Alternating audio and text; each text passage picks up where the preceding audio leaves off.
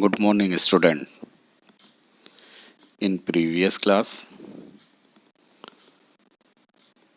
we have read consumer equilibrium. We know that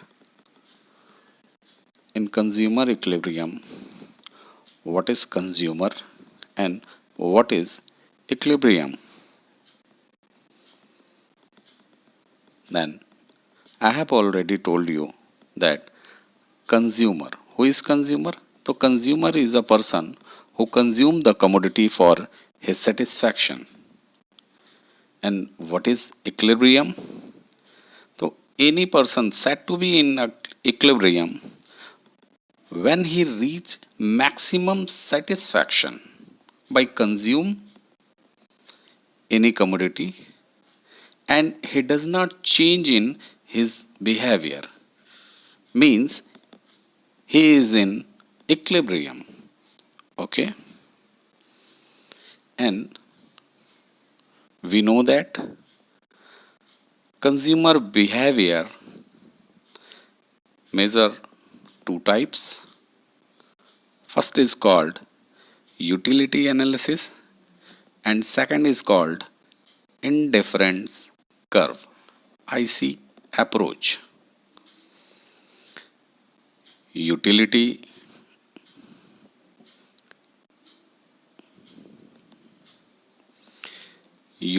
analysis is also called cardinal approach and indifference curve IC approach is called ordinal approach.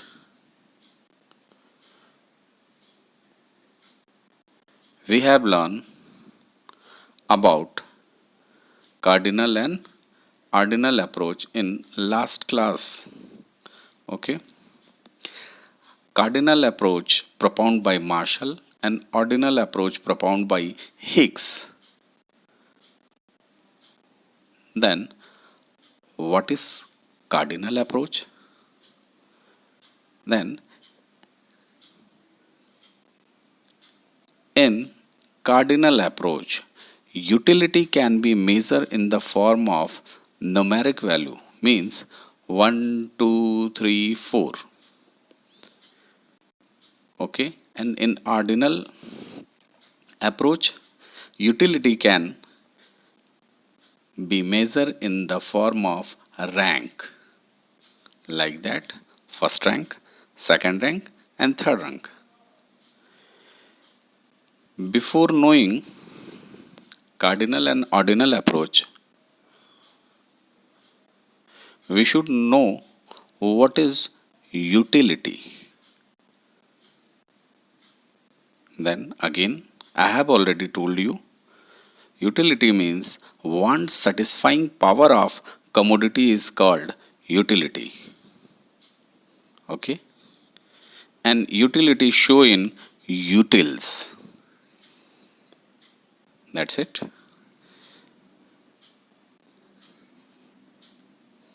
Next one, utility, which is also called satisfaction. Okay, then utility is two types in consumer equilibrium. First is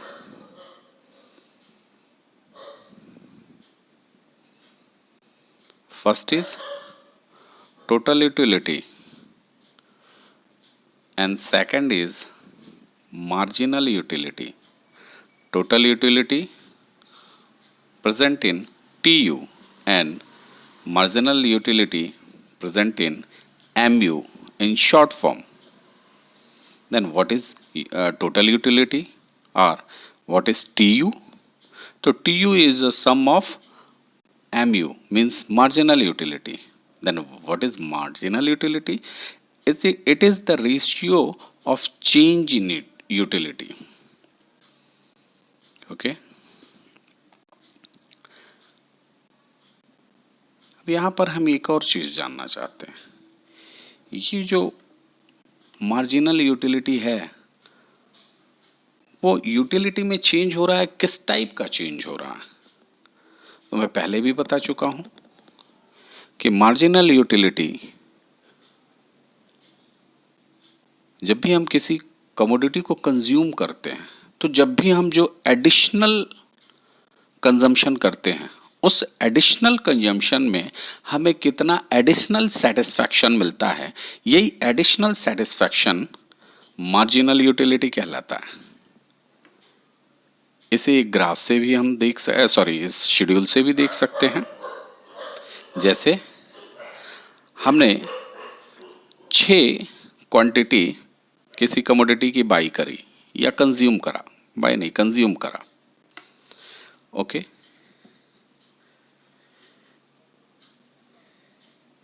here we see 1 2 3 4 and 5. Then when we are using one commodity, okay, then our MU, marginal utility, means our additional satisfaction is 8. And when we using one more additional, means 2 commodity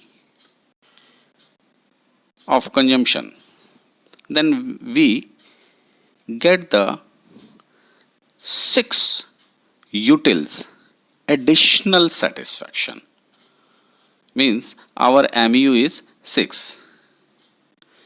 इसी तरह जब हम तीसरे quantity को consume कर रहे हैं तो हमें जो एडिशनल सेटिस्फैक्शन मिल रहा है वो 4 है, यानी कि MU हमारा 4 है।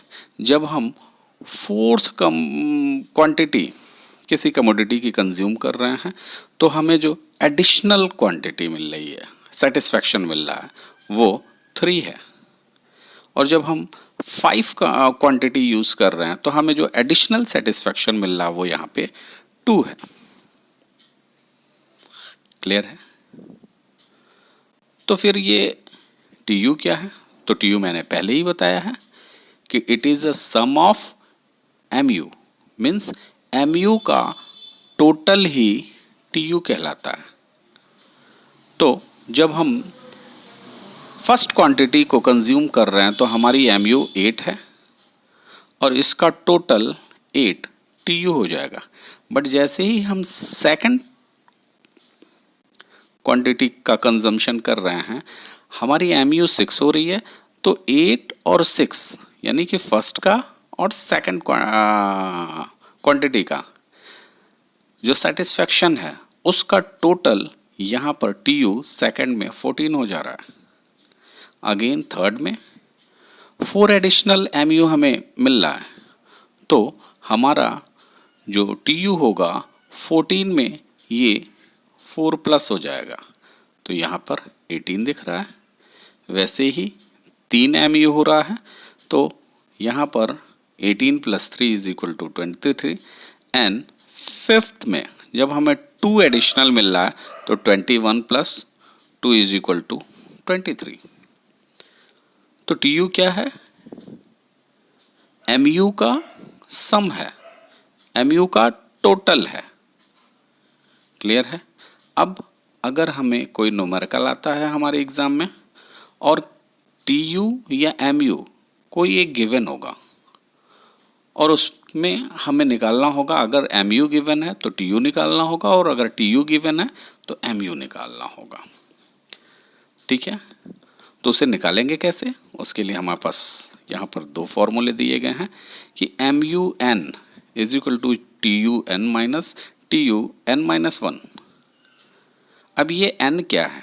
तो N है कि किस नंबर की क्वांटिटी का हमें MU फाइंड आउट करना है।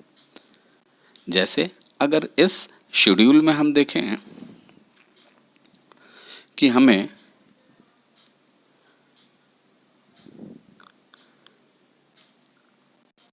थर्ड नंबर का MU फाइंड आउट करना है और टी यू हमें गिवन है, ठीक है।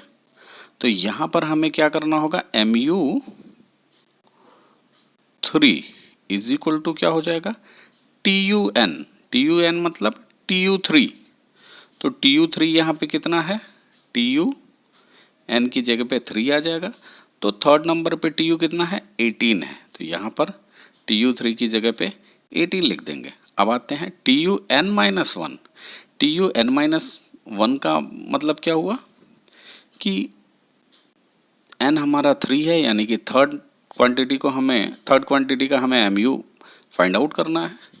तो N minus 1 means 3 minus 1 is equal to 2, यानी कि टी यू 2 माइनस कर देंगे। तो टी यू 2 कितना है, 14 है, यहाँ 14 लिख देंगे।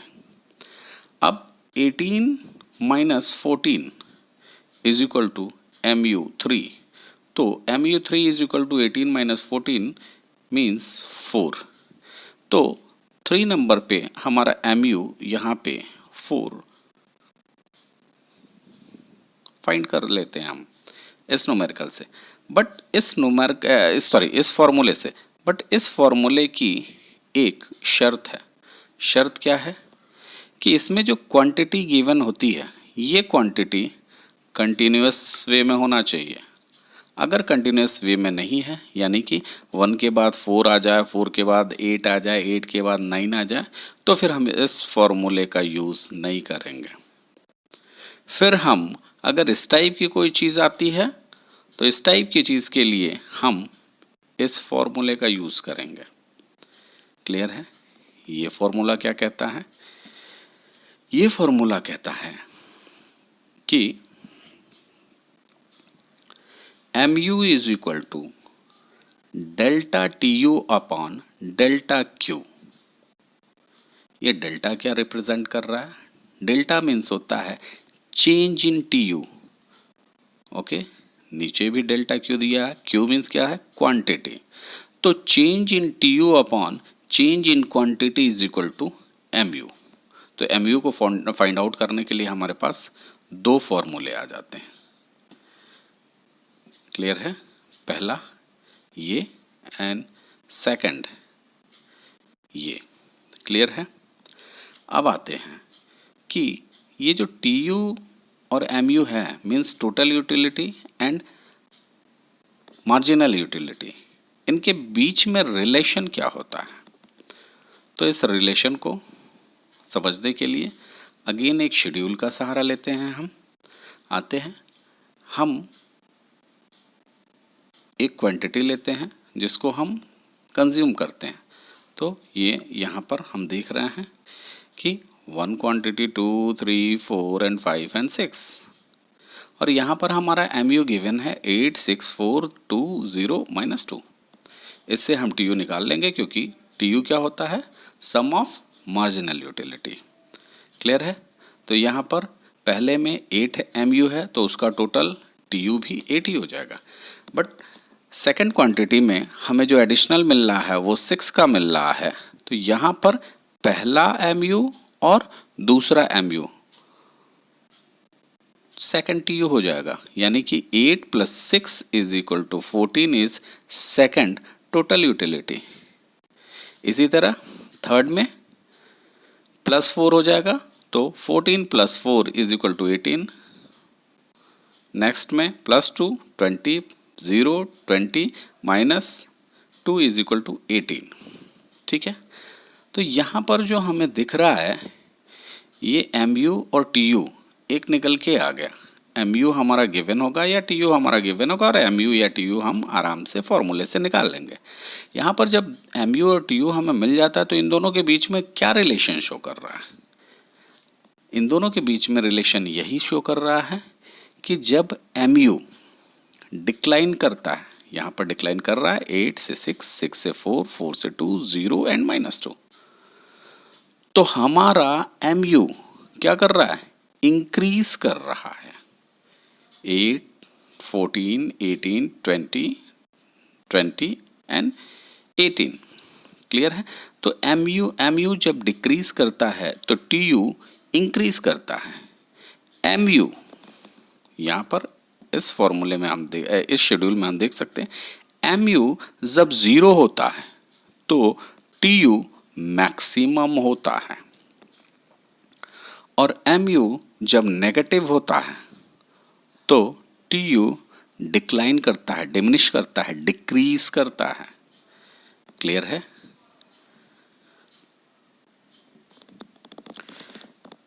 इस शेड्यूल को हम ग्राफ के फॉर्म में देखते हैं कि एक हम TU का ग्राफ बनाएंगे। क्लियर है? जो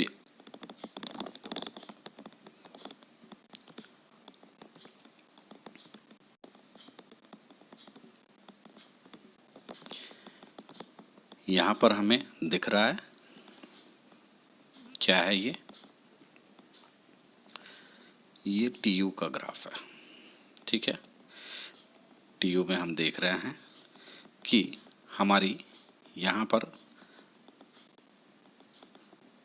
ये x एक्सिस है, ये y एक्सिस है, ये 0 है, ये x है, ये y है। TU यहाँ पर 4, 8, 12, 16, 20, ये हम अपने सुविधा के अनुसार इस ग्राफ पे ये न्यूमेरिक को हम लिखते हैं। बहुत बड़ा नंबर अगर होगा तो इस हिसाब से हम बड़े बड़े एक नंबर का ग्रुप बना लेते हैं। ठीक है, नीचे क्वांटिटी है।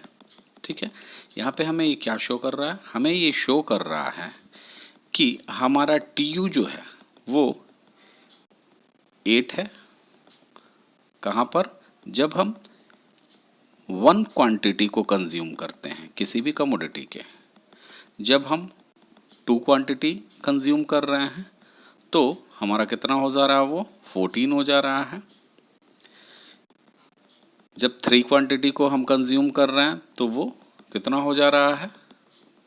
18 हो जा रहा है। पीछे के शेड्यूल में हमने देखा था। और इसी तरह ये एक मैक्सिमम लेवल 5th क्वांटिटी पे ये 20 हो जा रहा है, और 20 के बाद ये डिक्लाइन करना शुरू कर दे रहा है और 18 पे चला जा रहा है। तो MU का जो कर्व होगा वो शुरू में तो इंक्रीजिंग वे में दिख रहा है, but as a maximum level यानी कि 20 पे पहुंच के वो फिर डिमिनिश होने लग रहा है। क्लियर है? तो ये जो 20 पे पहुंच रहा है, यहाँ पर टोटल यूटिलिटी मैक्सिमम सेटिस्फैक्शन दे रहा है। इसका मतलब क्या है? इसका मतलब ये है कि कोई भी consumer don't want to consume more goods whenever he get the maximum satisfaction. Okay, if he consume more goods after get the maximum satisfaction, then his satisfaction